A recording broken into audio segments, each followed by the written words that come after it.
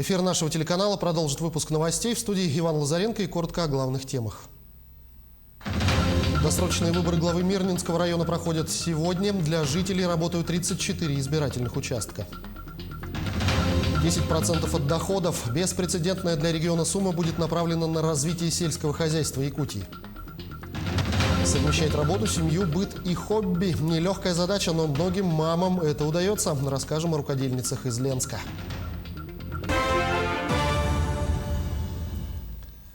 Профессор школы системной биологии Университета Джорджа Мейсона, США, доктор биологических наук Анча Баранова сообщила, что если новый штамм коронавируса омикрон распространится наряду с дельтой, то будет поражать вакцинированных. По словам биолога, дельта-штамм может пропустить омикрон. В этом случае для защиты от нового штамма потребуется большое количество нейтрализующих коронавирус единиц. Напомню, с сегодняшнего дня Россия прекратила воздушные сообщения с рядом африканских стран, где были зафиксированы случаи обнаружения нового штамма коронавируса. Тем временем в научном центре имени Гамалеи рассказали об успешной вакцинации детей назальным препаратом от COVID-19. Назальной вакциной против коронавируса прививали и маленьких детей. Никаких негативных последствий не было, сообщил директор центра Александр Гинзбург. По его словам, этим же препаратом воспользовался и он сам. Ранее в центре Гамалеи сообщали, что назальная вакцина от ковида «Спутник Ви» безболезненна и имеет минимум побочных эффектов. Препарат нацелен на создание дополнительного барьера в виде иммунитета в верхних дыхательных путях. Помимо этого, на этой неделе президент России Владимир Путин заявил, что он сделал прививку назальной вакциной от коронавируса, и никаких ощущений после процедуры у него не было. Сегодня, 28 ноября, отмечается Всероссийский день матери. Якутян с праздником поздравил глава республики Айсен Николаев.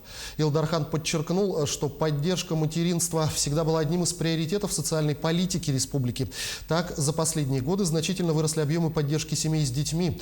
Внедряются новые меры, направленные на сохранение и повышение рождаемости. Совершенствуются механизмы оказания помощи. Кроме того, улучшается качество здравоохранения и образования. Строятся жилые дома, современные школы и детские сады, спортивные комплексы и стадионы, модернизируются библиотеки, благоустраиваются села и города, развивается система высшего и среднего профессионального образования. В день досрочных выборов на избирательных участках не будут требовать QR-код. Об этом рассказали в территориальной избирательной комиссии. Напомним, досрочные выборы главы Мирнинского района проходят сегодня, 28 ноября. С 8 утра до 8 вечера для избирателей работают 34 участка. На пост руководителя района претендуют 6 кандидатов. Чтобы поставить галочку в бюллетень, с собой необходимо взять только паспорт, маску и ручку выдадут на месте. Также 28 числа после завершения голосования все участковые избирательные комиссии подведут итоги и сдадут нам избирательную комиссию. Мы же, в свою очередь, по закону обязаны не позднее, чем на 5-й день огласить результаты, то есть подписать свой протокол. Председатель Государственного собрания Илтумен Алексей Еремеев прокомментировал подготовку к рассмотрению проекта бюджета республики на следующий год. Спикер подчеркнул роль главы Якутии Айсена Николаева в принятии судьбоносного решения по поддержке именно сельского хозяйства. Когда мы рассматривали закон в первом чтении, мы утвердили цифру в параметрах на 7 миллиардов 200 миллионов рублей по программе развития сельского хозяйства.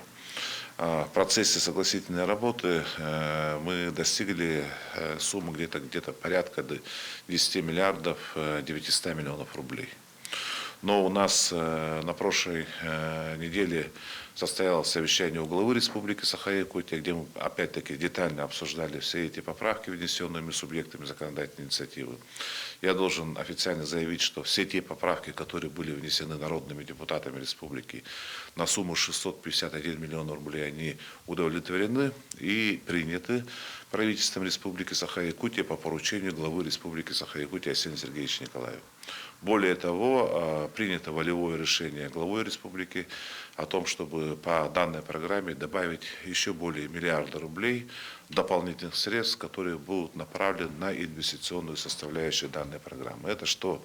Это строительство соялыков, коровников, овощехранилищ, зернохранилищ, и других объектов инфраструктуры, необходимых для сельскохозяйственного производства. В итоге мы получаем сумму где-то порядка 12,5 миллиардов рублей из республиканского бюджета. Я это говорю с гордостью, потому что это беспрецедентная сумма для нашей республики. Ни в какие года такая сумма для развития сельского хозяйства не предусматривалась. 3 категориям пенсионеров повысит размер выплат с 1 декабря этого года. Так, автоматическая индексация ожидает граждан, отпраздновавших в ноябре свой 80-летний юбилей. Их пенсия вырастет в 2 раза до 12 088 рублей 96 копеек. На прибавку вправе рассчитывать и те пенсионеры, которые работали вплоть до августа сего года, но уволились в последний месяц лета. С 1 декабря этого года у них будет начисляться автоматическая прибавка к пенсии с дополнительной доплатой за 3 месяца. На повышенные выплаты также могут претендовать россияне, подавшие заявление на перерасчет. 1 и 2 декабря в Якутске пройдет форум «Государственное управление про людей», в котором примут участие управленцы Дальнего Востока нового формата. Цель форума – повысить эффективность инструментов госуправления, собрать лучшие практики проектной работы и администрирования, обратной связи от жителей, обмен опытом среди регионов Дальнего Востока. Форум пройдет в точке кипения на базе Северо-Восточного федерального университета в Якутске. Народный артист России Александр Градский умер в возрасте 72 лет. Об этом сообщает газета «Известия» со ссылкой на свои источники. По ее информации, артист умер в 2 часа ночи по московскому времени. Ранее сообщалось, что Градского экстренно доставили в московскую больницу с подозрением на инсульт. Композитор жаловался на плохое самочувствие, когда находился у себя дома.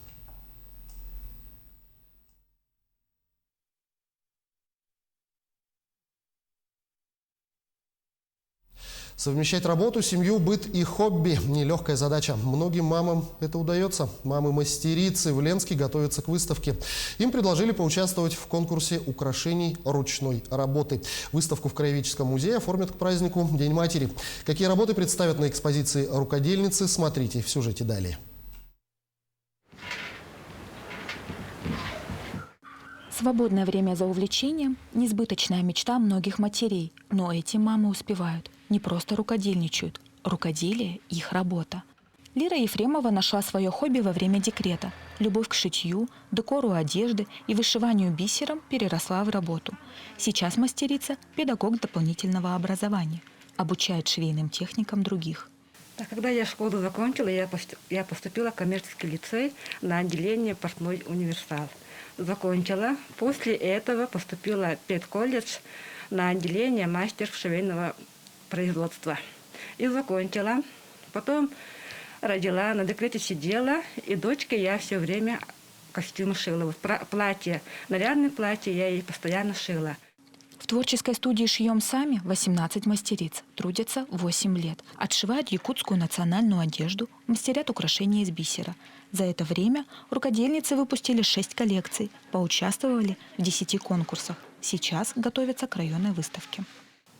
У меня в руках якутское стилизованное нагрудное украшение, изготовленное за 10 дней. Его можно надеть на торжественный вечер с костюмом или на эссех с платьем халадай.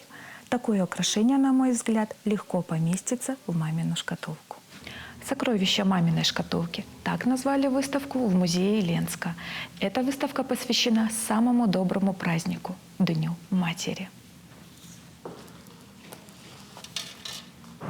Выставки с участием мастериц Ленский краеведческий музей проводит 2-3 раза в год. Каждый раз открывают новые имена талантливых рукодельниц. В этом году участниц выставки строго ограничили. В музее ждут исключительно украшения ручной работы. На этой выставке, согласно номинациям, было предложено демонстрировать украшения для головы, шеи и комплекты. Это серьги, колье, браслеты. В этот раз на выставке большая часть преобладает это колье. Зато в технике можно дать волю фантазии. Нет ограничений в используемых материалах. Рукодельницы отдают предпочтение бисеру и кристаллам. Сейчас в музее лишь часть экспонатов. Посмотреть полную экспозицию можно с 29 ноября и до конца декабря. Валентина Фирстова, Анастасия Белокреницкая, телеканал «Алмазный край». Киносборы снятых в этом году якутских фильмов более чем на 10 миллионов рублей превысили уровень 2019 года. Об этом сообщил первый замминистра культуры республики Владислав Левочкин на форуме «Российская креативная неделя Сибирь». Так, в текущем году собрали 56 миллионов рублей, а в 2019 году сумма сборов равнялась 44 миллионам. Замминистра уточнил, что за неполный год выпущено 12 кинокартин. Самым значимым событием стал выход во всероссийский прокат исторической ленты «Тыгын-Дархан», которую снимали к юбилею республики. Бюджет фильма составил 255 миллионов рублей. В массовке участвовали 10 тысяч якутян.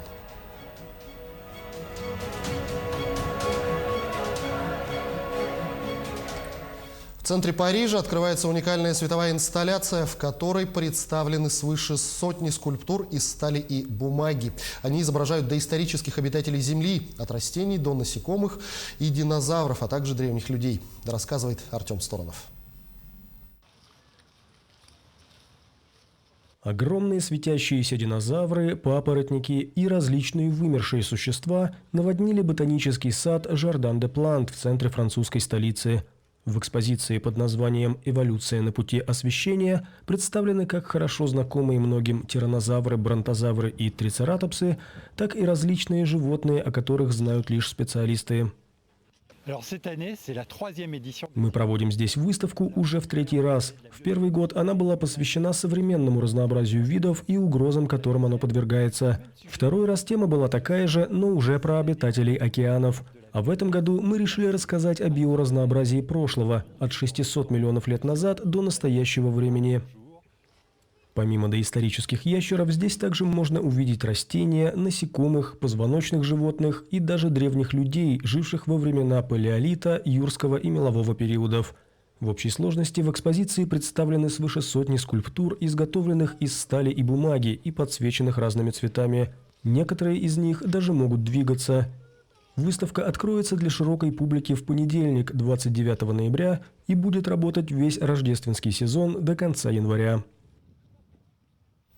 И в конце выпуска о погоде. Как сообщает Якутское управление гидрометеослужбы, в понедельник, 29 ноября, в течение суток на фоне повышенного давления ожидается переменная облачность, небольшой снег, возможен туман. Ближайшей ночью минус 17-19 градусов, днем завтра минус 21-23. Ветер слабый, возможны небольшие геомагнитные возмущения. К этому часу пока вся информация. Оставайтесь на канале Якутия 24.